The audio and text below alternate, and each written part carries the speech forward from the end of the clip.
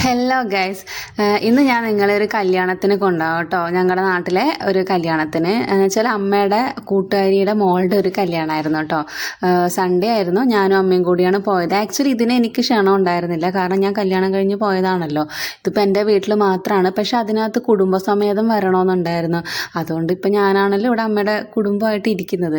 ഏട്ടൻ്റെ വീട്ടിൽ സെപ്പറേറ്റ് വിളിച്ചിട്ടുണ്ടായിരുന്നു, അപ്പോൾ അവനും ഉണ്ടായിരുന്നു കേട്ടോ. അങ്ങനെ ഞാനും അമ്മയാണ് പോയത്. ഇത് നമ്മുടെ അടുത്തുള്ള ഒരു ബേക്കൽ ക്ലബ്ബ് എന്ന് പറഞ്ഞിട്ടുള്ളൊരു സ്ഥലത്താണ് ആ ഒരു ഇതുണ്ടായിരുന്നത്. ഇത് കണ്ടോ, നമ്മുടെ പാലമൊക്കെ പണി നടന്നുകൊണ്ടിരിക്കുകയാണ്. അപ്പോൾ ആ ഒരു വഴി കൂടെ വേണം നമുക്ക് പോകാൻ വേണ്ടിയിട്ട് കേട്ടോ.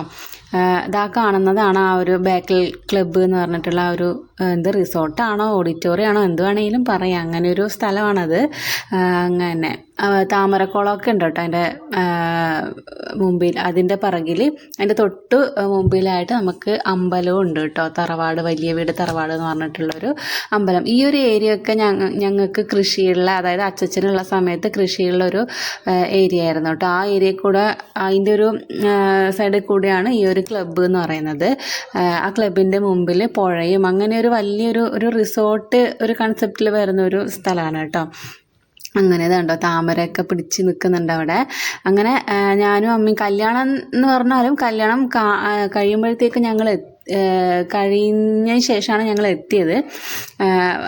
എത്തിയപ്പോൾ തന്നെ നമുക്കവിടെ സീറ്റ് ഒഴിഞ്ഞ് കിടക്കുന്നുണ്ടായിരുന്നു. അങ്ങനെ ഞങ്ങൾ കല്യാണ പെണ്ണിനെയും ചെറുക്കനെയും കാണുന്നതിന് മുന്നേ ഞങ്ങൾ കഴിക്കാൻ കയറി കേട്ടോ.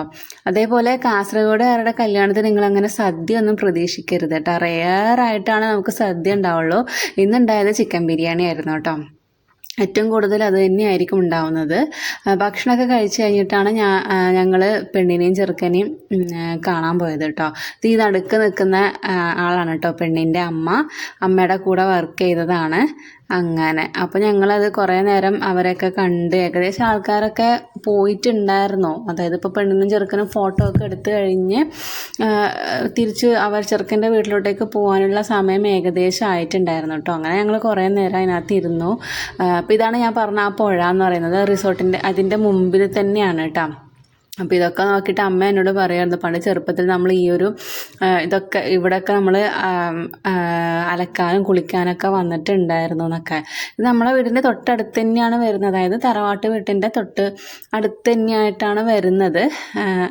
അങ്ങനെയായിരുന്നു കേട്ടോ. അപ്പോൾ ഇതാണ് അതിൻ്റെ ഒരു ഓവറോൾ ലുക്ക് എന്ന് പറയുന്നത്. നല്ല ഗാർഡനിങ് ഒക്കെ ചെയ്തിട്ട് നല്ലൊരു സ്ഥലമാണത്.